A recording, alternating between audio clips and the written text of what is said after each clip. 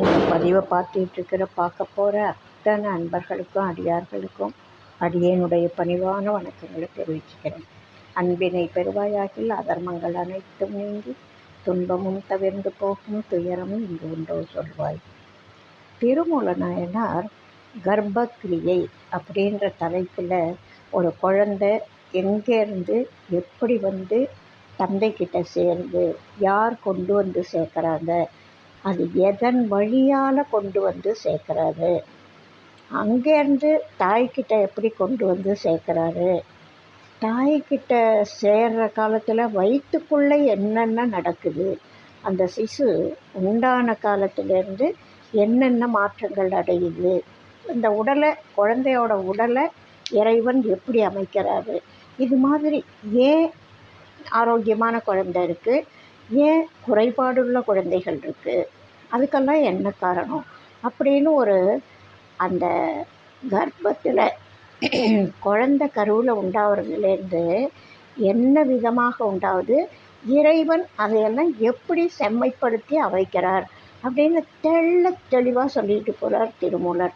இதெல்லாம் வெறும் ஞானம் கலந்த ஒரு ஏதோ விஷயம் கிடையாது, முழுக்க விஞ்ஞானமும் மெஞ்ஞானமும் கலந்தே கொடுத்துருக்காரு. எல்லா பாடலையும் ஒரு பதிவில் நம்மளால் பார்க்க முடியாது, அதையெல்லாம் தினம் தலைப்போடு சொல்லிவிட்டு சில பாடல்களை நம்ம கொஞ்சம் நல்லா பார்க்கலாம். இந்த இறைவன் இந்த குழந்தைக்கு எப்படி அந்த குணம் சொல் அதையெல்லாம் உண்டாக்குறாரு அப்படின்னு பார்ப்போம். கர்ப்பத்து கேவலம் மாயாள் கிளை கோட்ட நிற்கும் துரியமும் வேதித்து நினைவு எழ வற்புறு காமியம் எட்டாதல் மாயேயம் சொற்புறு தூய்மறை வாக்கினாம் சொல்லே. கருவில் அறியாத நிலைமையில் உள்ள சிசுவுக்கு மாயை தத்துவங்களை சேர்ப்பான் இறைவன். சேர்க்க அக்குழந்தைக்கு தான் கொண்ட பேருறக்கத்தினின்று நீங்கி நினைவு உண்டாகும். வலிமை மிக்க மாயையின் காரியமான தர்மம் முதலிய 8 குணங்களும் சுத்த மாயையினின்று தோன்றும். 4 வகை வாக்கினின்று சொல்லும் உண்டாகும். அந்த குழந்தைக்கு அங்கேயே அதையெல்லாம் உள்ளவே வச்சிடுறார் கருப்பையில் இருக்கிறப்போ. இறைவன் உடலை அமைத்த விதம் எப்படிகள் என்னென்ன உள்ள வைக்கிறாரு அப்படின்றத கொஞ்சம் கொஞ்சமாக சொல்கிறாரு. என்பால் மிடைந்து நரம்பு வரி கட்டி செம்பால் இறைச்சி திருந்த மனை செய்து இன்பால் உயிர்நிலை செய்த இறை ஓங்கும் நண்பால் ஒருவனை நாடுகின்றேனே அப்படின்னு சொல்கிறார். இறைவன் எலும்புகளால் பின்னி எலும்பை வச்சு பின்றாராம். நரம்பாகிய கயிற்றால் கட்டி இரத்தத்துடன் கூடிய இறைச்சியால் திருத்தமாக வீட்டை அமைத்து இன்பம் பெற உயிர் தங்கும் உடம்பை செய்தார். இந்த உயிர் தங்கிறதுக்கு எலும்பு நரம்பு எலும்பெல்லாம் போட்டு பின்னி நரம்பாகிய கயிற்றால் கட்டி இரத்தத்துடன் கூடிய இறைச்சியால் திருத்தமாக வீட்டை அமைத்து இன்பம் பெற, இந்த உடம்பு இன்பம் பெறுறதுக்காக உயிர் தங்கும் உடம்பை செய்தான். அவனிடத்து இவ்வளவு கஷ்டப்பட்டு இந்த உடம்பை பண்ணியிருக்கானே, அவனிடத்து ஓங்கி உண்டாகும் காதலால் நிகரற்ற அவனை வணங்குகின்றேன் அப்படின்னு சொல்கிறார். எப்படி இறைவன் இந்த உடம்பை செய்தான்றது, எலும்பு இருக்குது, நரம்பு இருக்குது, தசை இருக்குது, தோல் மூடி இருக்குது, உள்ள இறைச்சி இருக்குது, ரத்தம் இருக்குது, எல்லாம் இருக்குல்ல, அதை அவன் எப்படி செய்தான்றதை சொல்கிறாரு. சதாசிவன் அமைத்த அமைப்பு. இந்த முந்தின பாட்டில் என்ன சொல்கிறாரு, இதையெல்லாம் போட்டு இந்த உடம்பை செய்தான்னு சொல்கிறாரு. சதாசிவன் செய்த அமைப்பு இதில் சொல்கிறாரு. பதம் செய்யும் பால்வண்ணன் மேனி பகலோ இதம் செய்யும் ஒத்து உடல் எங்கும் புகுந்து புதம் செய்யும் அங்கியின் கோபம் தணிப்பான் விதம் செய்யுமாறே விதித்து ஒழிந்தானே அப்படின்றார். உயிர்களை பக்குவம் செய்யும் பால் போன்ற நிறம் கொண்ட கதிரவன் ஒளி போன்ற மேனியினனான சதாசிவன் உடலில் எங்கும் நீக்கமில்லாது நிறைந்து நன்மையை செய்வான்.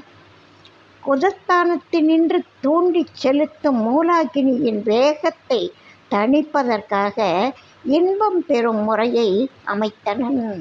மூலாகினியினுடைய அந்த கோபத்தை தணலை குறைக்கிறதுக்காக இன்பம் பெறும் முறையை, இதெல்லாம் எங்கே இருக்கிறப்பவே நடக்குது பாருங்க, கருப்பையில் இருக்கிறப்பவே நடக்குது. சிசுவை துன்புறாமல் இறைவன் காப்பாற்றுதல். வயிற்றுக்குள்ளே இருக்கிற குழந்தையை எப்படி இறைவன் காப்பாற்றுறாரு அப்படின்னு சொல்கிறார்.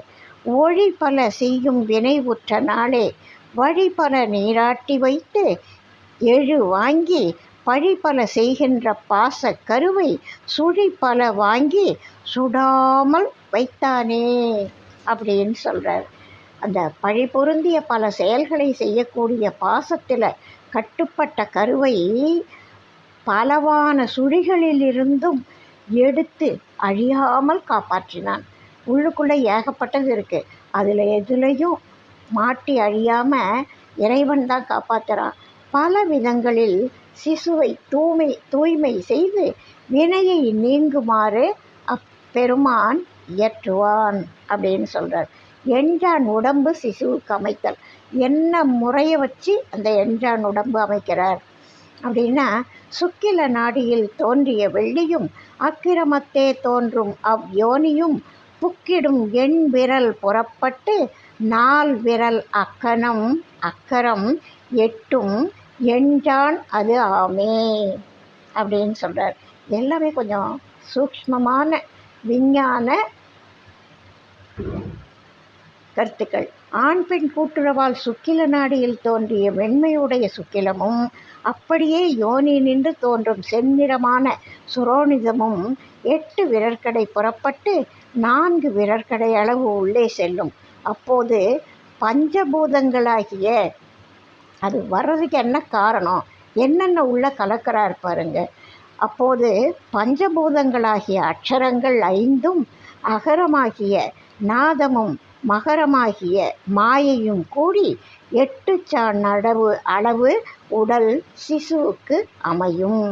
அந்த குழந்தையோட கையளவால் 8 சாண், எல்லாம் எறும்பும் தன் கையால் எஞ்சான் அப்படின்னு சொல்லுவாங்க ஔவை. அதுபோல் நிறைய சொல்லிகிட்டே போகிறாரு. நம்ம சில பாடல்களை பார்க்கலாம். இன்னும் நல்ல நல்ல கருத்தையெல்லாம் சொல்கிறாரு. இறைவன் கருவை அமைக்கும் முறை. இலைப்பொறி ஏற்றி எனது உடல் ஈசன் தொலைப்பொறியில் கரு 5உடன் நாட்டி நிலைப்பொறி 30 நீர்மை கொழுவி உடலை பொறி 9இல் ஒன்று செய்தானே. சதாசிவன் மாயையால் உண்டாக்கிய உடலை துலாக்கோல் போல் செலுத்தும் சிவ தத்துவமான அ உ மா விந்து நாதம் ஆகிய பிரணவத்தால் கருவை இயக்குவான். இயக்கி உயிரை நிலைக்க வைக்கும் ஆன்ம தத்துவம் 25ம் 24ம் புருட தத்துவம் அல்லாத வித்யா தத்துவம் 6ம் உயிரின் இயல்புக்கேற்றபடி, அந்த இயல்புன்றது வினை, தாயார் தந்தையாருடைய இயல்பு எல்லாத்தையும் சேர்த்து கணக்கு பண்ணுறாரு. என்ன கணக்கோ கூட்டி உடலான பொறியிலே 9 துளைகளையும் அமைத்தான். கருப்பையான சூளையில் வெந்தவை. இந்த கருத்து ரொம்ப நல்லா இருக்குது. இன்புற்று இருவர் இசைவித்து வைத்த மண் துன்பக் கலசம் அடைவான் ஒருவனே. 9 நேர்ச்சால் கலசம் 18. 9 நேர்ச்சால் கலசம் 18. வெந்தது சூளை விளைந்தது தானே. சிற்றின்பத்தில் ஈடுபட்டிருந்த தாயும் தந்தையும் என்ற இருவரும் மனம் ஒன்றி வைத்த மண்ணாலான குடத்துள் சேர்ந்தவன் ஆன்மா ஒருவனே ஆவான். அதனுடன் 9 வாயிலாகிய நேர்ச்சாலும் சூக்கும உடலான 8ம் ஞானேந்திரியம் கர்மேந்திரியம் ஆகிய 10ம் ஆக 18 குடங்களும் இதெல்லாம் சேர்ந்து அந்த கருப்பையான சூளையிலே பக்குவமாய் வெந்தன. மிதமான சூடு வச்சு பக்குவமாக வேக வைக்கிறானாம் சூளை போட்டு இறைவன். சூளை எல்லாரும் பார்த்துருப்பீங்கன்னு நினைக்கிறேன்.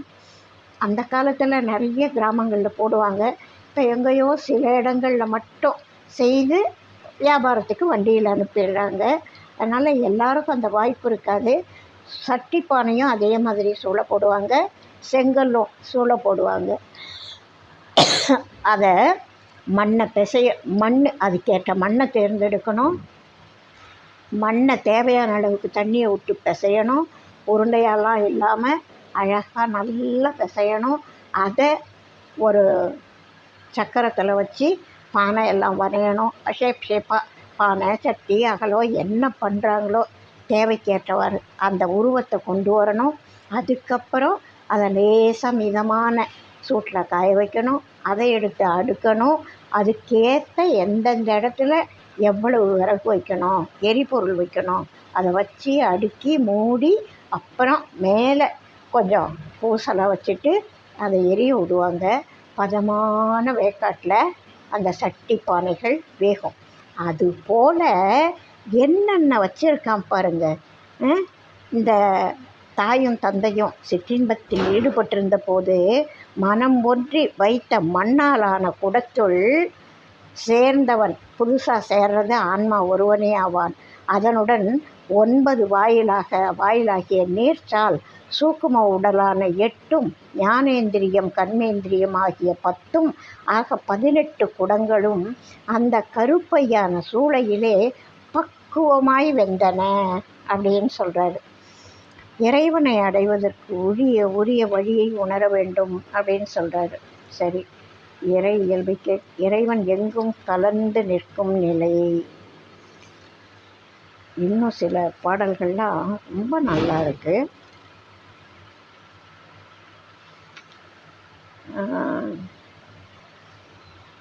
இறைவன் தாய் தந்தை வழி உடலை படைக்கின்றான். கருவில் ஆண் பெண் மாற்றம் அடையும் விதம்.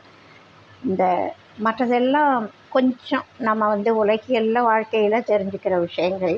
சில விஷயங்கள் நமக்கு தெரியாத விஷயங்கள், சில இல்லை பல தெரியாது. அதில் சில நம்ம பார்க்குறோம். ஆண் மிகில் ஆணாகும். இப்போது ஆண் தன்மை மிகுமானால் ஒரு கணவனும் மனைவியும் உறவு கொள்ளும் பொழுது ஆண் மிகில் ஆணாகும். ஆண் தன்மை மிகும் பொழுதே அந்த குழந்தை ஆண் குழந்தையாகும். பெண் மிகில் பெண்ணாகும். பூண் 2 ஒத்து பொருந்தில் 2ம் சம அளவில் இருக்குன்னா அந்த குழந்தை அலியாகும். தான் மிகும் ஆயின் தரணி முழுது ஆளும். அந்த குழந்தை 2 பேர், அதாவது ஆண் தன்மை மிகுந்திருக்குமானால் ஆண் குழந்தை, பெண் தன்மை மிகுந்திருக்குமானால் பெண் குழந்தை, 2ம் கரெக்டாக சமமான நிலையில் இருந்தால் அந்த குழந்தை அலியாக இருக்கும். தான் மிகும் ஆயின் தரணி முழுது ஆளும். பாணவம் மிக்கிடில் பாய்ந்ததும் இல்லையே. ஆண் பெண் கூடும் பொழுது ஆண் பண்பு மிகுந்திருந்தால் அவ்வுயிர் ஆணாகும். பெண் பண்பு மிகுந்தால் அவ்வுயிர் பெண்ணாகும். ஆண் பெண் பண்பு சமமானால் அவ்வுயிர் அலியாகும். ஆள்வினை முயற்சியில் கருத்து மிகுதியாய் இருந்தால் பிறக்கும் உயிர் சிறப்பாய் பிறக்கும். அது உலகையே ஆடும். கூட்டுறவின் போது தாழ்ச்சி மனப்பான்மை இருக்குமானால் சுக்கிலம் பாய்வது நின்றுவிடும். அதாவது அந்த நேரத்தில் இறைவன் ஒரு சாதாரண உறவு, நம்மெல்லாம் வெறுமே வெறித்தனமான செக்ஸ் அப்படின்னு சொல்லிகிட்டு இருக்கோம். அந்த செக்ஸ் எஜுகேஷனை எப்படி கொடுக்குறாருன்னு பாருங்கள். நீ எந்த மூடில் இருக்கியோ அதுக்கேற்ற குழந்தைகள் உண்டாகும் அப்படின்னு சொல்கிறாரு. அந்த சமயத்தில் கூட நீங்கள் ஆள்வினை முயற்சியில் கருத்து மிகுதியாய் இருந்தால் அப்போது பிறக்கும் உயிர் சிறப்பாய் பிறக்கும். அது உலகை ஆளும். சிந்தனைகளில் நல்ல சிந்தனையோட அந்த உடலுறவுக்கு கூட அது ரொம்ப முக்கியம் அப்படின்னு சொல்கிறாரு. இந்த அங்கம் அமைதல்ன்ற ஒரு பாட்டில் சொல்கிறாரு, சுக்கிலத்தை செலுத்தும் வாயுவுக்கு ஏற்ப குழந்தையின் அங்கம் அமைதல். பாய்கின்ற வாயு குறையின் குரலாகும். பாய்கின்ற வாயு இழைக்கின் முடமாகும். பாய்கின்ற வாயு நடுப்படில் கூனாகும். பாய்கின்ற வாயு மாதர்க்கு இல்லை பார்க்கிலே. இந்த ஆண் கிட்டேருந்து போகிற அந்த சுக்கிலத்தை செலுத்தும் வாயு, அது கூட அதில் கலந்திருக்கிற வாயுத்தன்மை குறைஞ்சி இருக்குமானால் குழந்தையானது குட்டையாக பிறக்கும். அந்த வாயு மெலிஞ்சி இருக்குன்னா, அதாவது குறைஞ்சி இருக்குன்னா ஒன்று, மெலிஞ்சி இருக்குன்னா வேற, குழந்தை மூடமாகுமா. அவ்வாயு தடைப்பட்டிருக்குமானால் குழந்தை பூனாய் பிறக்கும். ஆனால் ஆராய்ந்து பார்த்தால் பெண்களுக்கு அந்த பிரச்சனை இல்லை, பெண்களால் அது பாதிக்கப்படாது. ஆண்கிட்டேருந்து வர்ற பொருளில் வாயுத்தன்மை குறைஞ்சி இருந்தால் ஒன்று, மெலிஞ்சி இருந்தால் மூடமான குழந்தையாக இருக்கலாம். அது தடைப்பட்டு வருதுன்னா குழந்தை கூனாய் பிறக்குமா, குறைஞ்சி இருந்தால் குட்டையாக இருக்குமா குழந்தை. இதெல்லாம் எப்பேற்பட்ட உண்மை பாருங்கள். இதெல்லாம் சாதாரண கணக்கு இல்லை, விஞ்ஞானத்திலேயே மிகப்பெரிய விஞ்ஞானம். எல்லாருக்கும் இந்த விஞ்ஞானம் தெரியுமா என்ன? கரு வளரும் காலத்தில் தாயின் வயிறு இருக்க வேண்டிய நிலைமை. மாதா உதரம் மலம் மிகின் மந்தமாம், மாதா உதரம் ஜலம் மிகில் மூங்கையாம், மாதா உதரம் 2 ஒக்கின் கண் இல்லை, மாதா உதரத்தில் வந்த குழவிக்கே.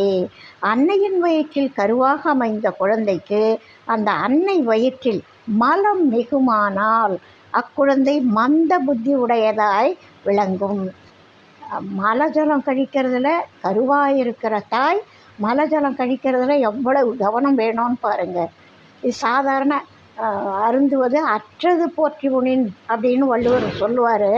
அதை ஒரு கருவுற்ற தாய் எந்த அளவுக்கு முக்கியமாக கவனிக்க வேண்டிய விஷயமா இருக்குது. இவ்வளவு முக்கியம்னு நமக்கு தெரியாது இல்லையா? அந்த அன்னை வயிற்றில் மலம் மிகுமானால் அக்குழந்தை மந்த புத்தி உடையதாய் விளங்கும். அவள் வயிற்றில் நீர் மிகுமானால் அந்த குழந்தை ஊமையாய்விடும். மலமும் நீரும் மிகுந்து இருக்குமானால் அக்குழந்தை குருடாகிவிடும். இறைவா, மூச்சு காற்றின் இயல்புக்கு ஏற்ப குழந்தை என்பால் வேறுபாடு அமையும். குழவியும் ஆணாம் வளர்த்ததுவாகில், குழவியும் பெண்ணாம் எடுத்ததுவாகில், குழவியும் 2ஆம் அபானன் எதிர்க்கில், குழவி அலியாகும் கொண்ட கால் ஒக்கிலே. இன்ப நுகர்ச்சியின் போது ஆண்மகனிடம் உயிர்ப்பு சூரிய கலையில் வலப்பக்கத்து நாசியில் இயங்கினால் ஆண் குழந்தையாகும். அப்போது சந்திரகலையின் இடப்பக்க நாசியில் உயிர்ப்பு இயங்குமாயின் பெண் குழந்தையாம். சுக்கிலத்தை செலுத்தும் பிராணவாயுடன் அபானன் எனப்படும் மலக்காற்று எதிர்த்தால் சுக்கிலம் சிதைந்து இரட்டை குழந்தையாம். சூரியகலை சந்திரகலை 2ம் ஒத்து இயங்கினால் குழந்தை அலியாகும். ஆண் குழந்தை எதனால், அதாவது வலது நாசியில் ஓடினால் இடது நாசியில் ஓடினால் அது என்னாகும்? வலது பக்க நாசியில் இயங்கினா ஆண் குழந்தை, இடது நாசியில் இயங்கினா பெண் குழந்தை. சுக்கிலத்தை செலுத்தும் பிராணவாயுவோட அபானன் எனப்படும் மலக்காற்று எதிர்த்து போனால் சுக்கிலம் சிதைந்து 2ஆ உடஞ்சி 2 குழந்தை ஆயிடுமா. அந்த சூரியகலை சந்திரகலை 2ம் ஒத்து சமமாக இயங்கினால், நடுநாடியில் ஓடுறதுன்னு சொல்லுவாங்க, அதுபோல் சமமாக இயங்கினால் குழந்தை அலியாகும் அப்படின்னு சொல்கிறார். இந்த மாதிரியான விஞ்ஞான உயிர்ப்பின் இயக்கத்துக்கு ஏற்ப கரு அமைதல் அப்படின்னு சொல்கிறார். பொற்சிலை என பிறக்கும். அது எப்படி பிறக்கும் அப்படின்னு சொன்னால், கோல்வளை உந்தியில் கொண்ட குழவியும் தாழ்வளை உள்ளே தயங்கிய ஜோதியாம். பால் வளர்ந்து உள்ளே பகலவன் பொன் உருப்போல் வளர்ந்து உள்ளே பொருந்தும் ஒரு ஆமே. பெண்ணின் வயிற்றில் அமைந்த குழந்தையும் அண்ணாக்கின் உள்ளே விளங்கும் பேரொளி போன்றதாகும். அக்குழந்தை ஆணாகவோ பெண்ணாகவோ பிறந்து வளர்ந்து கதிரவனின் பொன் வடிவை போன்று வளர்ந்து முழு வடிவத்தை பெறும். அழகான குழந்தை பிறக்கிறது. அப்பா என்ன அழகு தெரியுமான்னு சொல்கிறோம்ல, அப்படிப்பட்ட குழந்தை உண்டாகணும்னா அந்த நிலைமையில் எப்படி இருக்கணும்? அந்த குழந்தை கரு உண்டாகிற டைமில் எப்படி இருக்கணும் அப்படின்னு சொல்கிறார். உடலுக்கு வேறாய் அருவமாய் உள்ளது உயிர், மாயையின் மயக்கும் தன்மை. இட்டான் அறிந்திலன் ஏற்றவன் கண்டிலன், தட்டான் அறிந்தும் ஒருவர்க்கு உரைத்திலன், பட்டாங்கு சொல்லும் பரமனும் அங்குளன், கெட்டேன் இம்மாயையின் கீழ்மை எவ்வாறே அப்படின்னு சொல்கிறார். அக்கருவுக்கு காரணமான தந்தையும் அக்குழந்தை என்ன குழந்தை என அறிய மாட்டான். அதை ஏற்றுக்கொண்ட தாயும் அறிய மாட்டாள். தான் நான்முகனான தட்டானும் அறிந்தவனாயினும், தட்டான்னா செய்தவன், அந்த நான்முகனும் யாருக்கும் சொல்ல மாட்டான், ஒருவருக்கும் சொல்லவில்லை. அதை அமைத்து கொடுக்கும் சதாசிவனும் அங்கே உள்ளான். என்னே மாயையின் மயக்கும் தன்மை. அப்பாவுக்கு தெரியாது, அம்மாவுக்கு தெரியாது, பிரம்மாவுக்கு தெரியும், ஆனால் சொல்ல மாட்டார். அப்பா இது என்ன, இந்த கடவுள் உள்ளதான் இருக்கார், சதாசிவனும் அங்கே ஆன்மாவாக கலந்து உள்ளே இருக்கார். என்ன இந்த மாயை பண்ணுற கூத்த பாருங்களேன் அப்படின்னு சொல்கிறாரு. எல்லாமே ரொம்ப அருமையான பாடல்கள். இவ்வளவு பெரிய விஞ்ஞானத்தை தமிழ் இலக்கியங்கள் இதெல்லாம் புதைச்சி வச்சுருக்காங்க. இதையெல்லாம் வச்சு டாக்டருக்கு படிக்கிறவங்க ஆராய்ச்சி பண்ணாங்கன்னா இன்னும் ரொம்ப நல்லா சிறப்பான தொழில் முன்னேற்றம் ஏற்படுறதுக்கு நிறைய வாய்ப்பு இருக்கும். அவங்க வைக்கிற சிலபஸில் இதையும் சேர்த்து வைக்கணும். கருவில் கரு வளரும் வகை. குயிர்குஞ்சு முட்டையை காக்கை கூட்டிட்டால் அயிர்ப்பின்றி காக்கை வளர்க்கின்றது போல் இயக்கு இல்லை, போக்கு இல்லை, ஏன் என்பது இல்லை, மயக்கத்தால் காக்கை வளர்க்கின்றவாறே. ஒரு குயிலுக்கு அடை தெரியாது. அது தன்னோட முட்டையை கொண்டு போய் காக்காயோட கூட்டில் வச்சிடும்.